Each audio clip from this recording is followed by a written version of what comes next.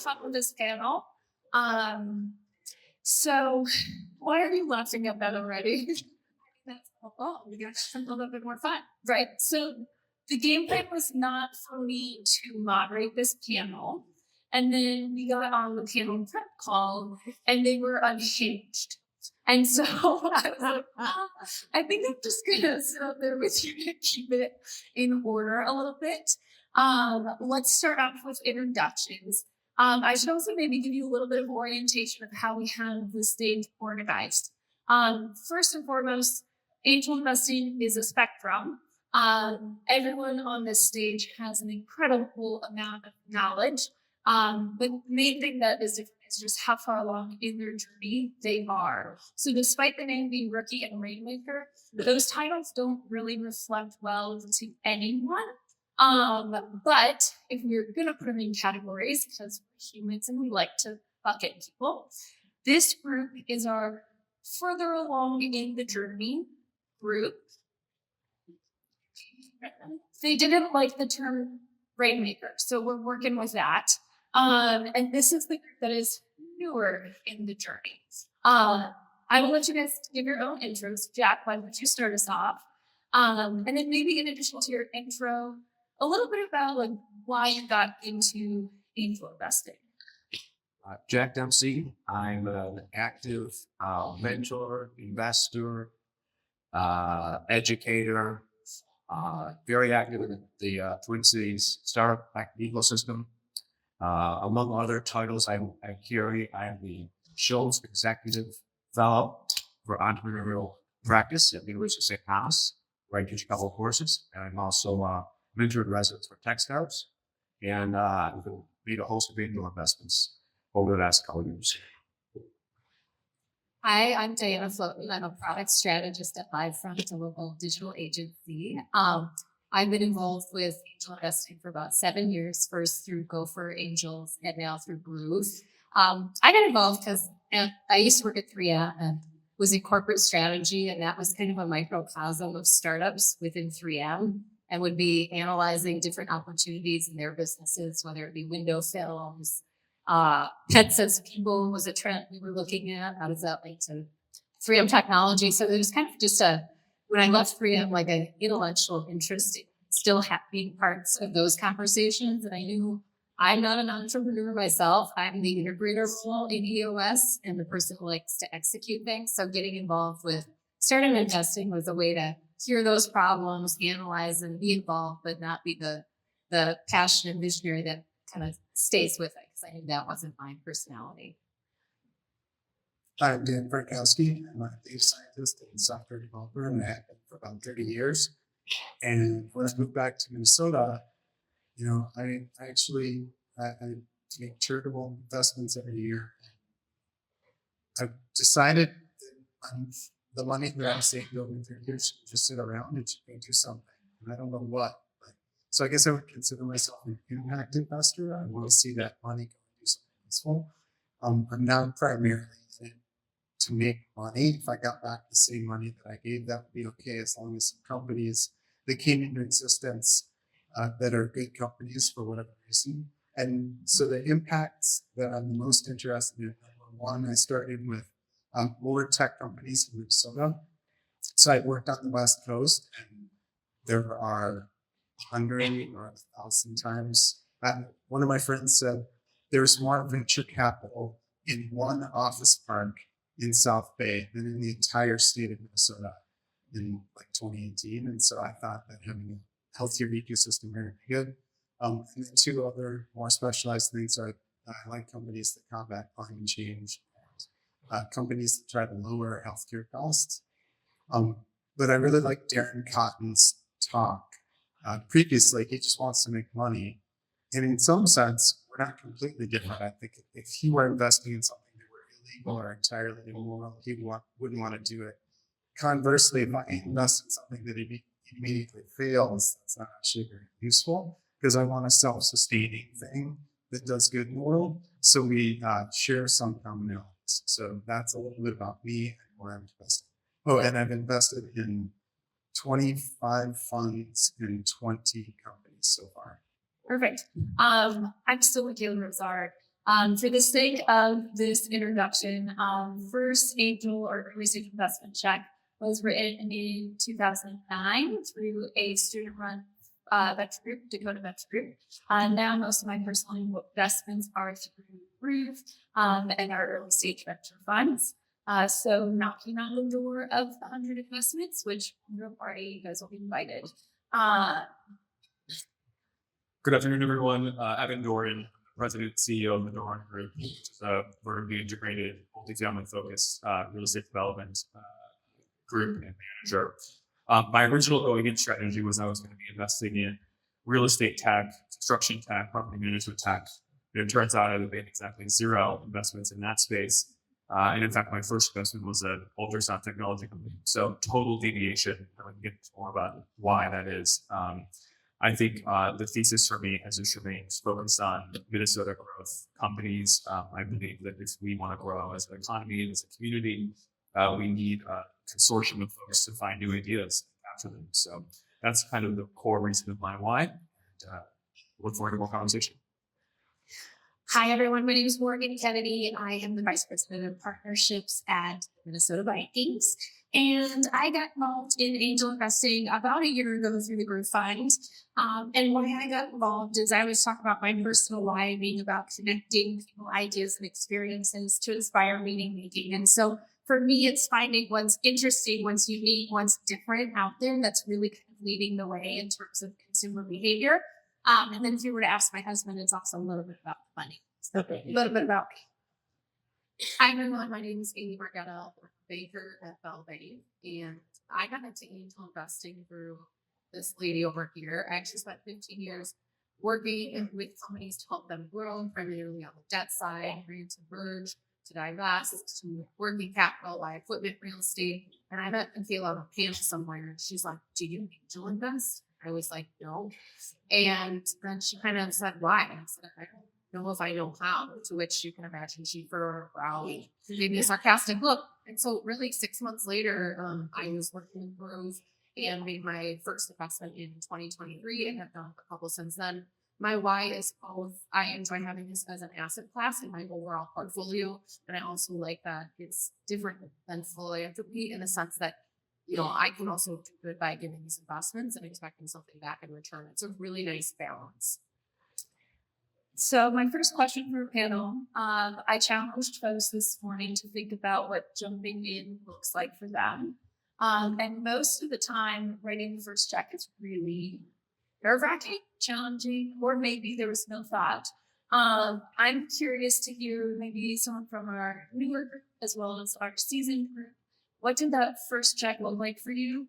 And any lessons learned, or what was the overall experience? I think for me, the first time I did a check outside of a fund, but just as a direct check was certainly nerve-wracking. I think, again, because it was outside of my field of expertise, while outside of my industry, it took me a minute to sort of figure out why was I doing it and then sort of recalibrate what I was thinking about and why I was thinking about that. But it got easier as the world turned and as we got more deals. I got to look at more deals and actually execute a few deals. And frankly, I just sort of ran out of time on some of that and said, I like this concept, and my diligence strategy has gotten simpler, faster. You could argue less effective. That's okay. I'm good with it. So. And well, I think the reason why Michaela sat me on this end of the spectrum is that my first angel check that I wrote was 25 years ago. For those of you who were here this morning and heard Scott Burns, who was sitting right about there, talk about his challenge trying to raise money for his first startup. My first angel check was from Scott Burns for his first startup back in 2000. How did I feel about it at the time? Well, for one, I was pretty clueless what I was doing, to be frank. But the good news is I thought Scott was pretty clueless too. So I was quite willing to make a contribution, kind of write off my taxes that first year to support Scott. And unbeknownst to me, 16 years later, I got a very nice return out of that investment. I've made most of my angel investments got picked up about 7 or 8 years ago. So I had a big golf with my first check, get my second. But to date, I made 27 investments. And 4 of them have gotten a good return. 2 are Scott Burns investments. I got both this first and this second startup. But then 4 of my 27 are zeros. So I've gotten both ends of the spectrum. So what I'm hearing is investments out burns next time you have the chance to Double down, but fortunately, you could invest in him, but it's not your fund. He's not doing any startups anymore. All right. So because it's our last panel, I went rogue and I actually promised Dan there'd be no theatrics. And then I don't believe it. so instead of just me asking questions to folks, we're going to have a little bit of, if you guys have watched the movie What's Game, we're going to ask a question and then everyone on the panel will either say yes, it's Midwest, we go, or no, for no. And then we'll kind of discuss, see if we can see any themes, and go from there. So let's just make sure we know what we're doing. Are you physically present? Okay, got it. Good. Okay, so my first question for the group, and I know some of you kind of touched on this, are financial returns the most compelling factor for you when investing?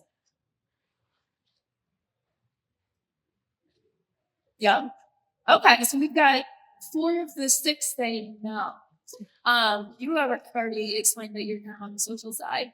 I'd be curious, Morgan and Diana and Jack, what you, if not for finances, why are you here? I would kind of go in between. So that does matter, but I look first at the problem, the market. What are they trying to solve, and do I find that compelling first? Dan talked about impact. I think about that as well. I'm especially interested in women of color founders, and also, like I said, just kind of the interest in it. But I don't disregard the financial part, but it's one of many factors. Absolutely. Wow. Haley, keep us all honest. This is not for philanthropy. Okay. I had a one-off call with her. Immediately calls me after our game. Jeez. Okay. So, as a first-generation college student, I moved here 10 years ago from Wisconsin. So when I say the financial returns are important to me, what I mean is, again, in the context of my portfolio, they're important. And I am trying to build my own wealth as a young woman for the first time, making that jump between parents who didn't go to college, blue collar, into the finance world. And so for me, yeah, I can either give to the national parks, we give to the Animal Humane Society. But these are different, and in my mind, they serve a different purpose. So when I'm going into something, while the projections you see, a lot of these things are a guess, and a lot of angel investing is mostly a feel. Part of my feeling is, do I think there's going to be a chance of a financial return on this, or on my angel portfolio in general, kind of like the power law that Darren talked about. So I'm a yes. I love that. So threading these together, financials and the return is important. That's the table stakes. If our investors are not successful, we cannot continue to invest in startups. However, if we're just focused on the financials, we probably are missing a lot of the compelling reasons that are pulling individuals, especially new individuals, into angel investing. So it's important to talk about all of the many reasons why people show up to angel invest, because ultimately, are you interjecting? you're okay. Stop.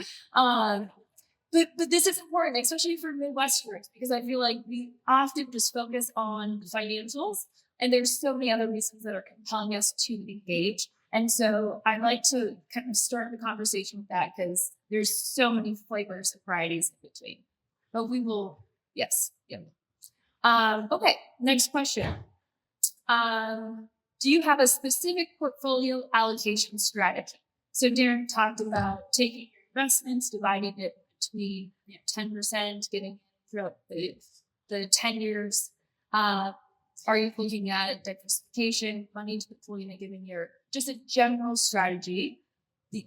If you're saying no to this, then it's going to have to be values. I didn't know until Darren spoke, so now I'm going to count that. Yeah. Oh, interesting. Okay. This is interesting. So we've got the Ricky side saying not yet. Yeah, and then okay, so when explain this to me then and take somewhere in the middle. I think I instinctively looked for diversification. Mhm. I knew that the power of wealth thing would happen, and so investing in one thing seemed crazy.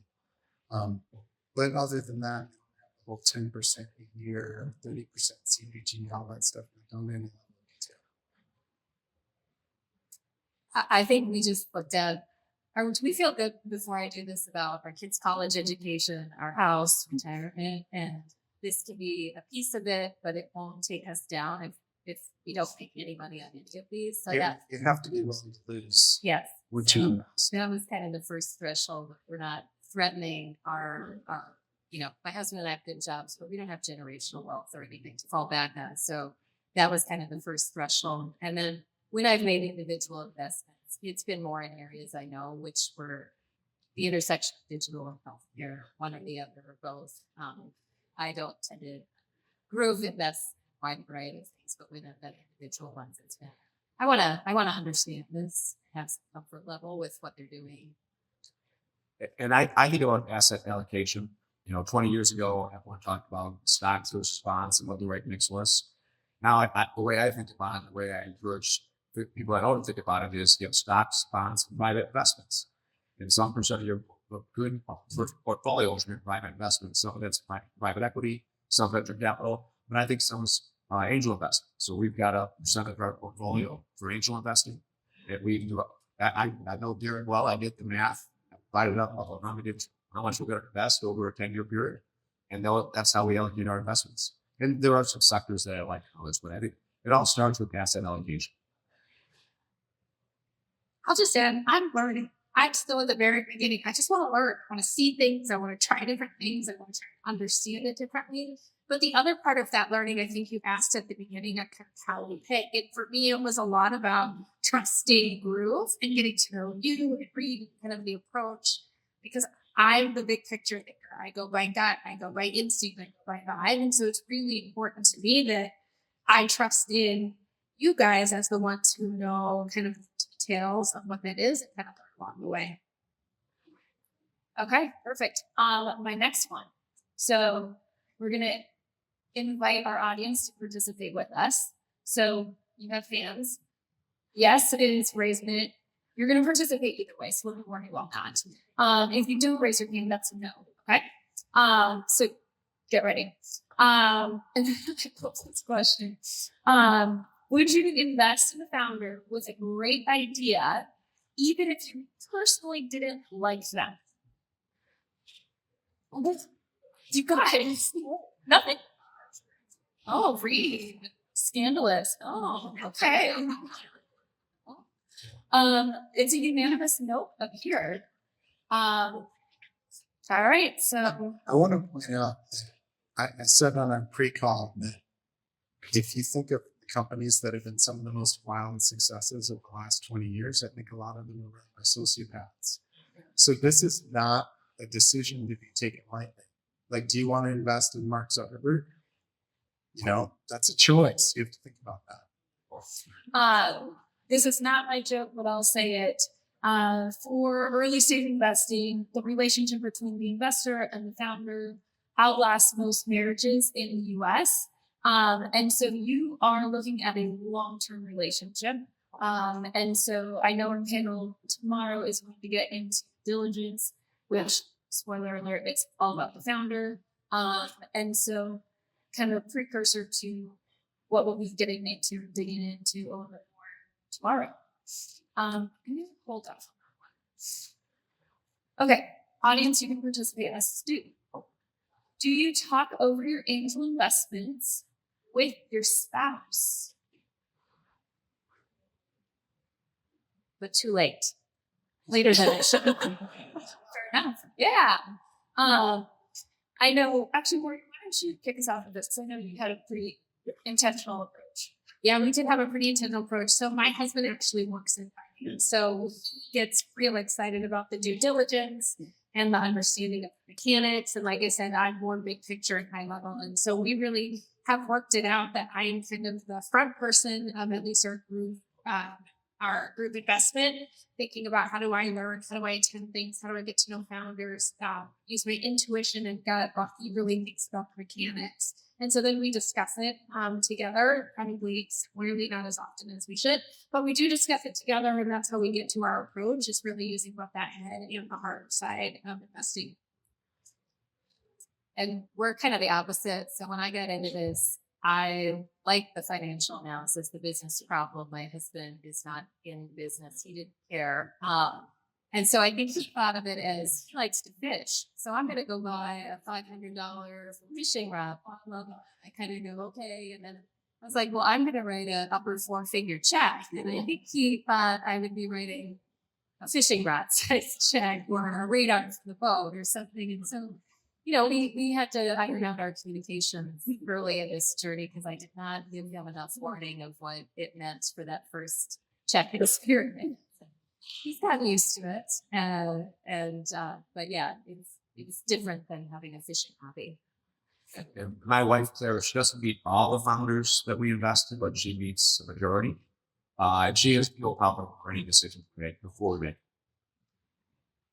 So do you guys meet founders before that? Yes. Yes. She has the option to meet the founders before we make an investment. And sometimes she'll be willing to meet them, and sometimes she says, "I don't need to meet them." That sounds like a dumb idea to me. And then I'm curious, founders know that that's who has the veto power. Many of them do. I tell them I'm not going to invest unless my wife Claire says it's a good thing. Smart man. Well done. All right. Audience, let's participate in this one too. This is where things really start to get unhinged on our prep calls. Do you do at least 1 hour of due diligence before investing?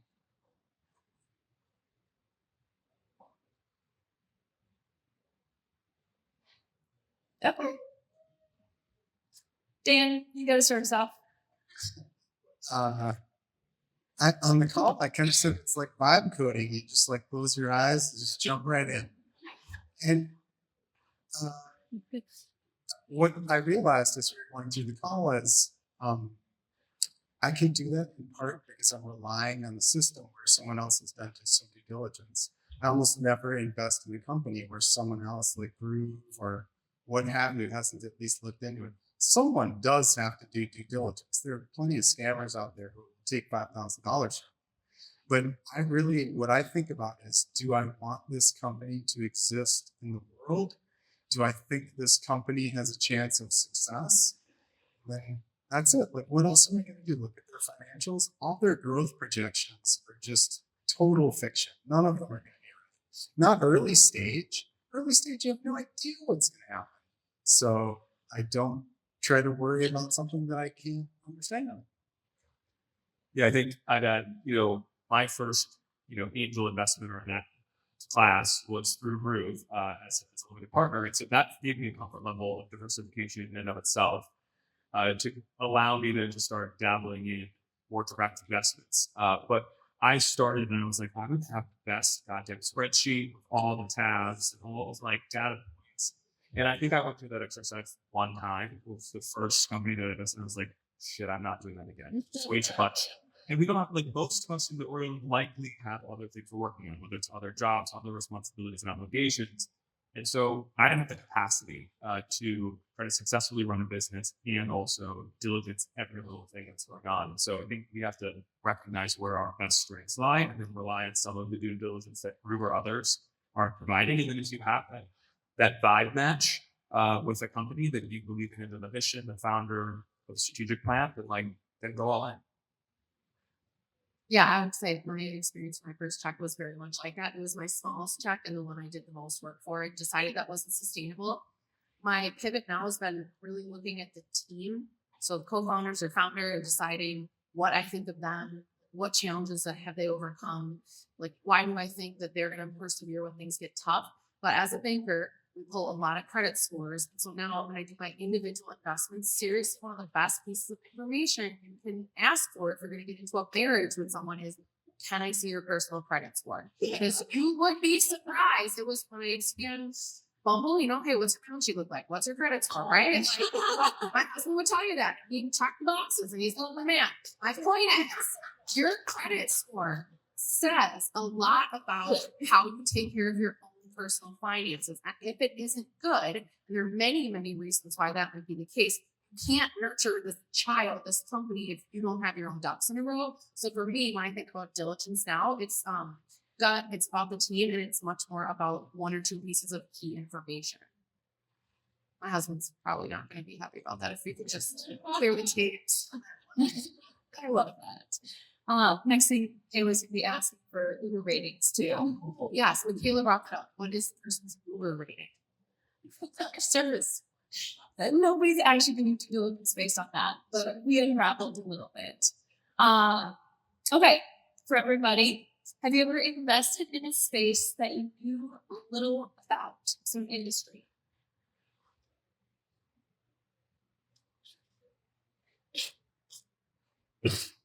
Oh yeah, across the board.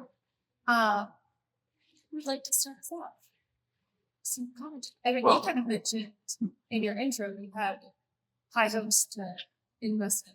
Yeah, I mean, the first company I wrote a rapid check with was a company called Blue Standard, and they're a medical infant ultrasound device company. And I was my wife had had a baby, so I like understand babies sort of, and so it seemed like enough diligence conceptually, and so I did a few other like check mark box sort of situations, and ultimately it actually participated in the follow on. And but yeah, I think again it comes down to, for me, like it started setting that one aside, so it was more complicated than I realized going into it. But I'm trying to follow, at least in direct investments, a sort of, quasi Warren Buffett rule, which is like, can I understand this business concept in a very high level way, the basics, and understand it to my wife or my brother or other people? If I can understand how they're supposed to make money, then I feel much more comfortable with it. If it's something well outside my wheelhouse, whether it's a SaaS business or something else that's just above my head, or it's a medical technology, setting that one first one aside, or a biotech company, like it's just a whole world that is very foreign to me. So I try to keep things fairly simple. So I'm curious. Evan, can you explain just for a minute why you didn't invest in real estate?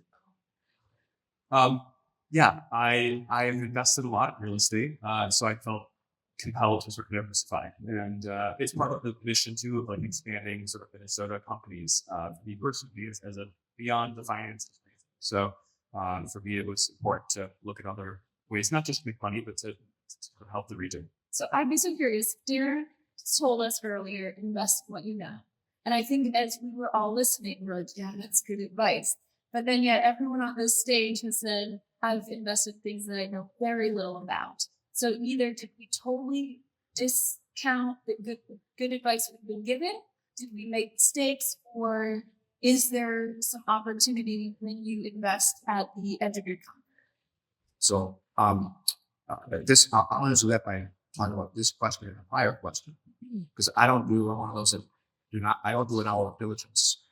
I would call myself a tag along investor. Someone else does the diligence, and they come to me and say, this is a really cool company. And if I like the founder, I like the business model, I might invest. I let Groove do the diligence. I let Techstars do the diligence. And I let Derek do the diligence. If Derek comes to me and says, this is a really cool, this is a great company to invest in, I like the founder and like the business model, but don't know anything about the industry, that says maybe it's worth considering. Yeah, for me, I would say just because I don't know the business, so I invested in something that was medical device, which is not my background. But what I did know was Groove. And Groove was actually the group that brought me the opportunity. So through knowing that, right, through some part, I felt comfortable making that investment after I got to know the founder. I'd also say, at least for me, this whole vibe investing thing might be a terrible disaster. I haven't gotten a lot of exits yet. I'm not 15 years into my journey. I'm 8 years. I call myself mid-career angel because most of the stuff hasn't had a chance to exit. Maybe I'm losing it all. We'll invite you back in a few years, see what's happening. Yeah, we're all learning. Yeah, we should preface that. Everyone's still learning. I actually had a couple small exits where people will tell you VC funds is you see a couple of exits right at the beginning of the companies that are kind of failing, but then they manage to get out. So I've had a couple of those in the funds at least. None of the successes. Well, I think one thing too is I think Darren is totally right. He's obviously done this a long time. But for me, what was challenging is getting over the hump of almost feeling like I knew too much about certain parts of my specific industry, where I felt like I could find pitfalls and sort of poke holes in the business plan more easily because they were in the space I was already operating in, as opposed to like literally just not knowing some of the other things about other consumer, direct to consumer products or what have you. And so I think we'll see if that turns out to be a good strategy, but it's a form of diversification either way. Love it. The next question. Do you prefer to be actively involved in the companies that you invest in? And we will not define what that means to you. Talk about that part later. Actively involved.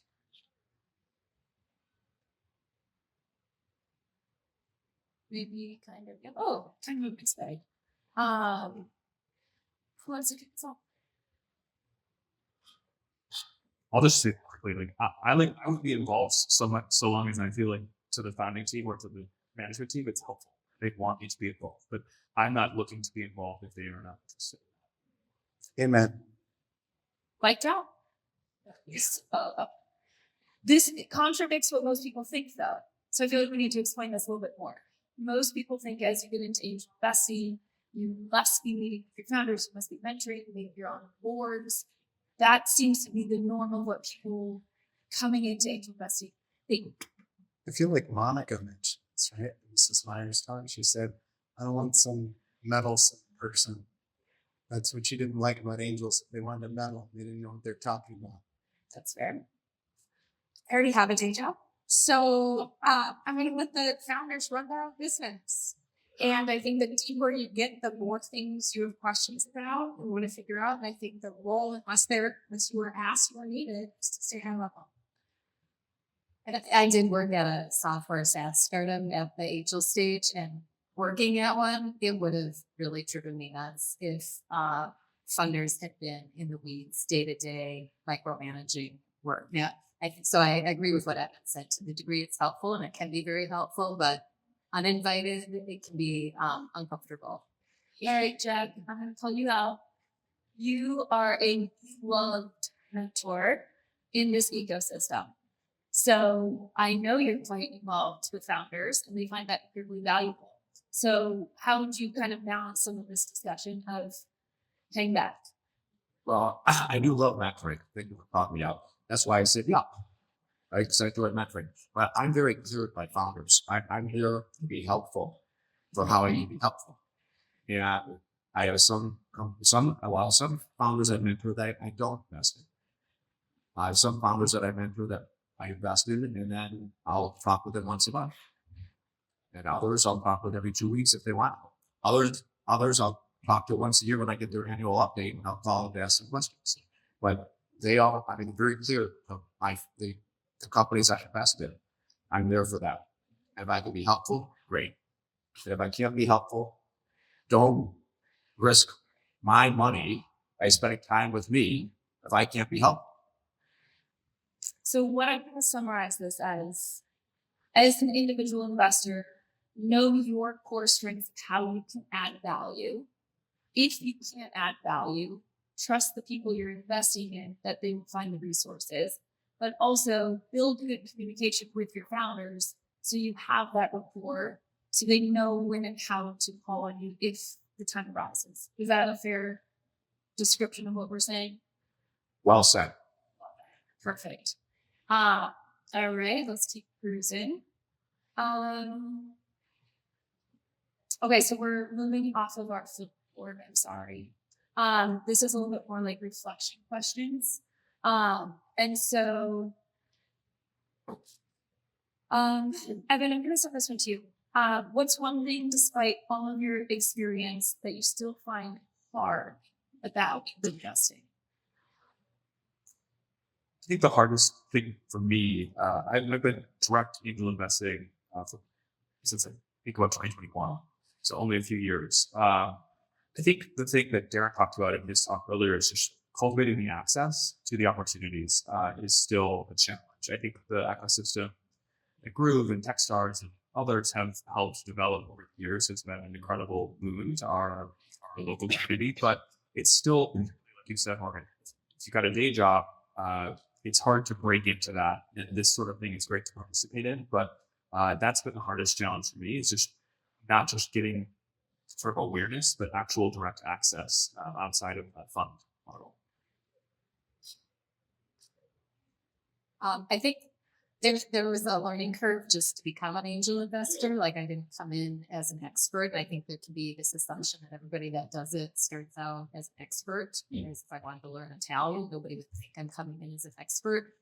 But then I kind of learned the angel investing part, and I think some of my investments have got additional investments and add-on investments, and like it's a whole new learning curve of, well, what does this mean for the original investment?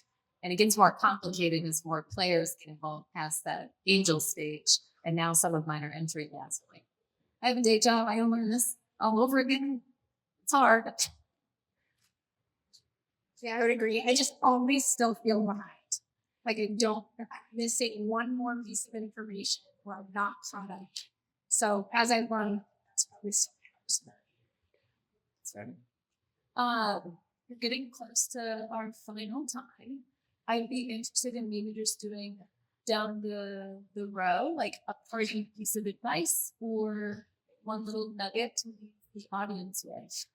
Jeff, you want to start us off? Investors got votes. No, I think jump in. If you haven't jumped in yet, jump in the pool. Yeah, there's if you might find it to be a lot of fun, but you won't know until you get in the water. I'd say ask for help. I think there is an opportunity for more mentorship in this field. That I know when I started, if I had gone to, I'll call it Darren because everybody's calling him out. Like, if I said, hey, I'm doing this, I could use some help. Will you sit down with me? He would have said yes, but I was not brave enough to do that. I think there are tons of people in the community that are just one or two steps ahead of you that would be like, yes, and oh, I need help on this. And I think there's just more opportunity to ask for help, provide help to each other as you learn this. I'd say know why you're doing it, or at least try to take some initial step while you're doing it. You might revise that over time, but as Darren said, tons of stuff. If you join group, tons of stuff is going to come through your email. What should you do with each of those emails? What should you do with each of those opportunities? If you have no idea why you're doing it, you're going to find it very difficult to make decisions. Conversely, if you know why you're doing it, even if some of those decisions turn out to be the wrong outcome for you, you'll know why you did it. You'll be satisfied with your decision making. Hopefully. For me, I would just simply say stay curious. And that's true both for founders and investors. Those who I think have that spark of curiosity, that is often enough to continue to propel either continuing to build or getting curious about angel investing. Everything's been great. I think I would say that finding opportunity is somewhat a reflection of building community and the fact that we have a great network here, but part of the growth story of the Twin Cities in Minnesota is dependent on connecting people across different spectrums. Even if it's not about a specific investment, it can be about, hey, I know somebody looking for this opportunity. I know this person who has this idea. And if you connect those dots, even if it doesn't result in an investment you personally, you don't know where it's going to go. And so I think, like the curiosity thing, it's important to try to connect those dots altruistically and then see where it can go from there. I would just add, similar to Jack, is really just jump in, but also for women and minorities is that you belong at this table too. And that the only way that any of this environment is going to get better is through much more diversification, thoughts, and perspectives at the table. So just remember that you belong in this space as well. I'll be a little more practical in the sense that I'm going to say legal tax. I was like, oh, I made these investments, yeah. And then, the K1s come, or I realized I could have held something in a self-directed 401k and I could have made more money. Again, banker over here. But the point is, like, there's so many pieces as you're getting up to speed and learning. And Darren was talking about, sorry, Darren, I know, but I took a screenshot of it, the qualified small business. And I'm like, what? So I would say, don't forget with the excitement and jumping in that there is a back end piece that can, one, help you avoid risk and help you maximize what you're doing. That is hard, but absolutely learnable. I love that. Thank you so much for being here. Thanks for sharing all of your thoughts and wisdom.